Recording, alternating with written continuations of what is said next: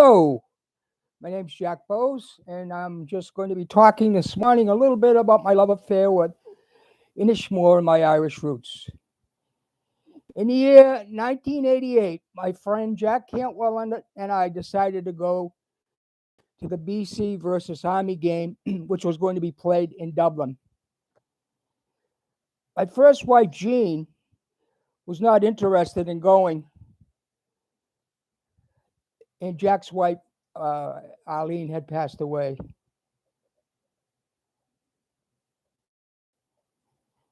So the boys were on their own.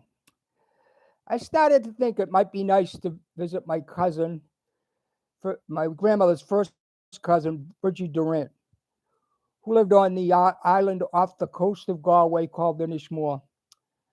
My uncle Bob and my father's youngest brother, was very close to Bridgie and often talked about the beautiful and desolate island of Inishmore.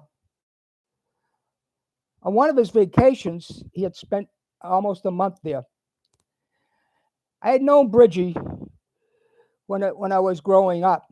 She came to America and had worked as a nurse until she retired.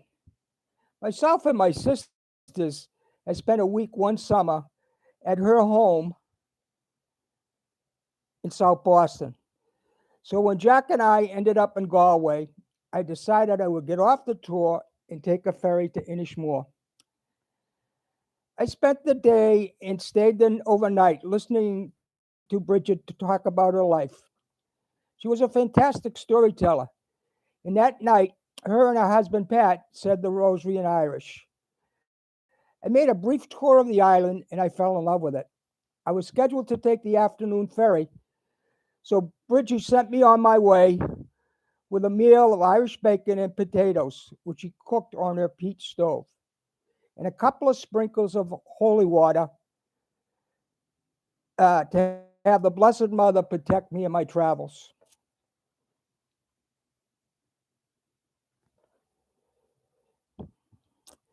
In the year 1997, Jack Cantwell and I decided to go to Ireland again on a pub tour out of New York.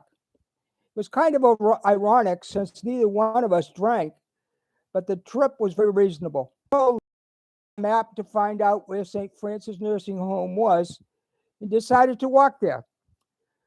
When I arrived at St. Francis Nursing Home, they told me that Bridgie had improved and that she went back to Inishmore. I was a little disappointed, but when I told them that she was my grandmother's first cousin, they told me she had become a bit of a mini celebrity in Galway.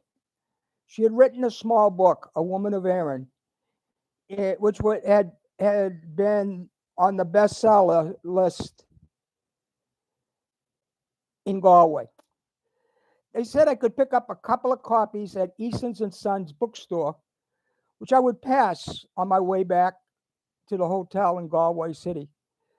So I stopped into Easton and Son and picked up a few copies of her book.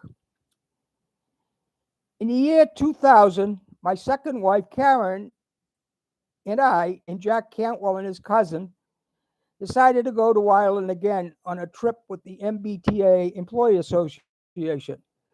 We were going to stop in Galway City and spend about a day and a half there. So I decided to try to visit Bridgie again. She was supposedly back in St. Francis Community Nursing Home. This time we called to make sure she was still there, and the answer was in the affirmative. So we took a cab there. When we got there, we were able to see Bridgie, but she could not speak. I was able to get her to know who I was.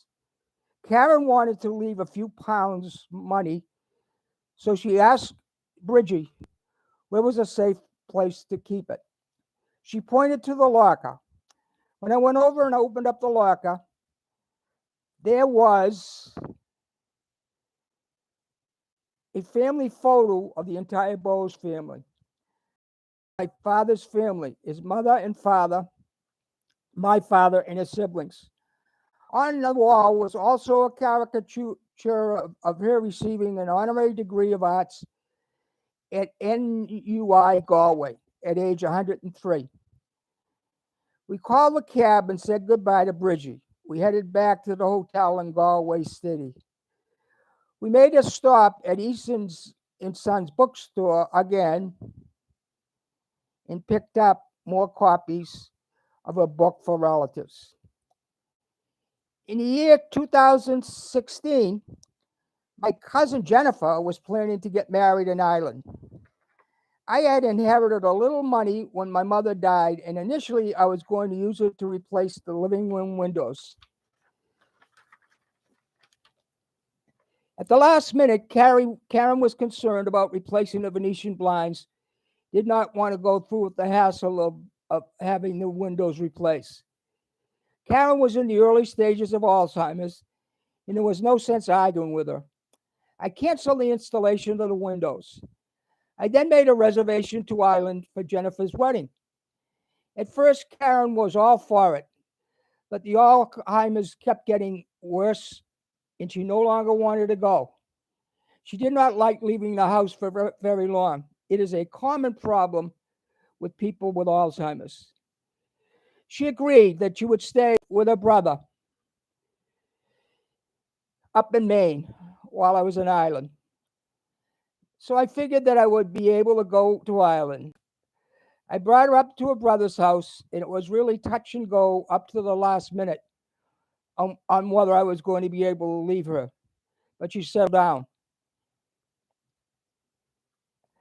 I went to Logan Airport. When I arrived at the airport, I made a post to Facebook expressing my gratitude for being able to go to my niece's wedding. My niece had said that I could bring my good friend John Doherty to the wedding as my plus one. John would normally go to Ireland in the fall and had made sure that one of his scheduled weeks in Ireland would be the week of my niece's wedding because he knew I was going to be there. Everything connected to the wedding went well. The pre-wedding dinner at Dirty Nelly's was good.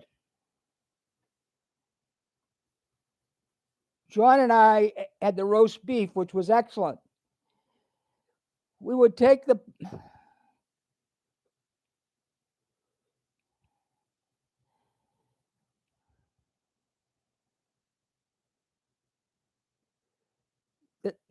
wedding ceremony. That should be the wedding ceremony.